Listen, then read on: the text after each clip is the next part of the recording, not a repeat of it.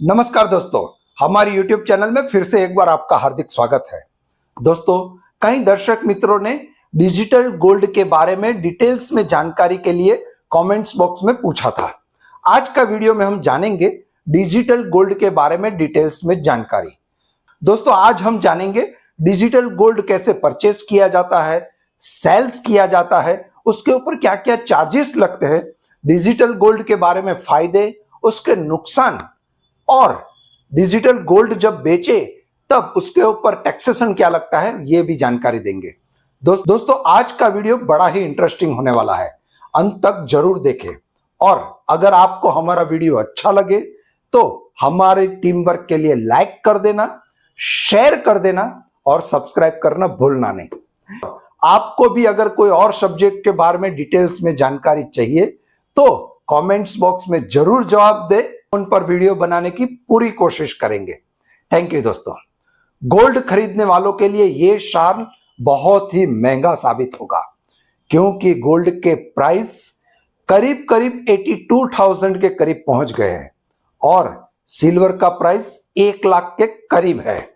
दोस्तों, gold purchase Bharat में बहुत सारे मौकों पर किया जाता है, जैसे कि शादी ब्याह हो या फिर धनतेरस हो, अक्षय तृतीया हो। इस दिन गोल्ड की सबसे ज्यादा खरीदारी होती है।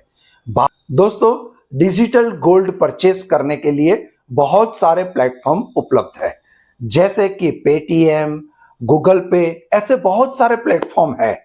इसके अलावा कई बैंक भी डिजिटल गोल्ड परचेस करने के लिए प्लेटफॉर्म प्रोवाइड करती है।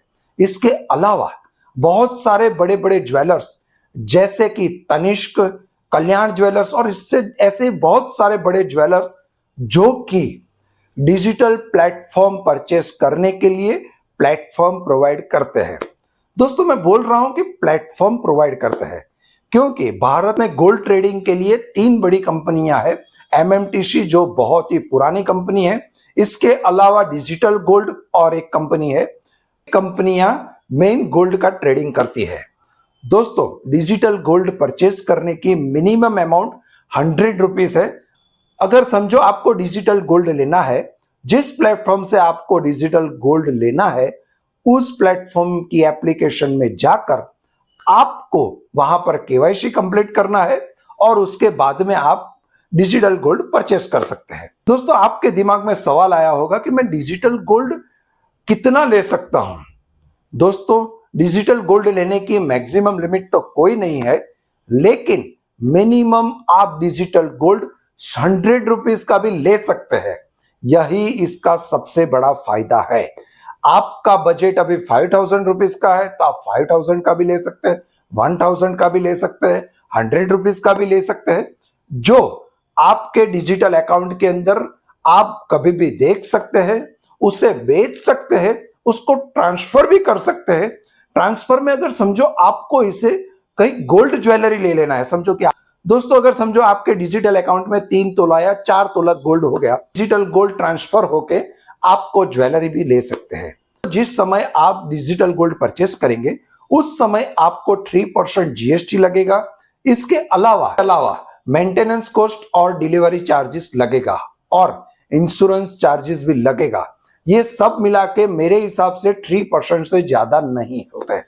और इसके अलावा अगर आप डिजिटल गोल्ड परचेस करने के बाद कुछ साल बाद आप उसे फिजिकल में कन्वर्ट करना चाहते हैं तो आपको डिलीवरी चार्जेस भी लगेगा, जो हर एक प्लेटफॉर्म के अलग अलग रेट होते हैं। जिस प्लेटफॉर्म से आप परचेस करो वहां पर पहले डिटेल्स में पढ़ लेना कि इसमें कौन सा चार्ज कितना % लगता है। दोस्तों, आपने डिजिटल गोल्ड परचेस कर लिया, अभी आप सोच रहे हो कि भाई इसका मैं ट्रांसफर कर सकता हूं। जी हां दोस्तों, डिजिटल गोल्ड आप सेल भी कर सकते हो, ट्रांसफर भी कर सकते हो और इसका अगर आपको गोल्ड कॉइन फिजिकली चाहिए तो भी आप ले सकते हो और उसे ज्वेलरी में भी कन्वर्ट करना है तो ज्वेलरी में भी ट्रांसफर करवा सकते हो।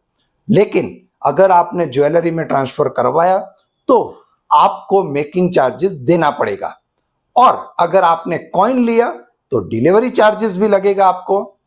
इसके अलावा अगर आपने समझो कि डिजिटल गोल्ड बेच दिया, डिजिटल गोल्ड बेच दोगे तो आपको म्यूचुअल फंड बेचने जैसे ही चार्जेस लगेगा, मतलब शॉर्ट टर्म कैपिटल गेन या फिर लॉन्ग टर्म कैपिटल गेन।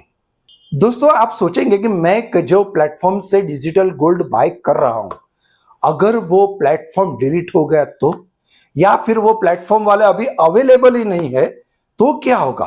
क्या मेरा डिजिटल गोल्ड चला जाएगा?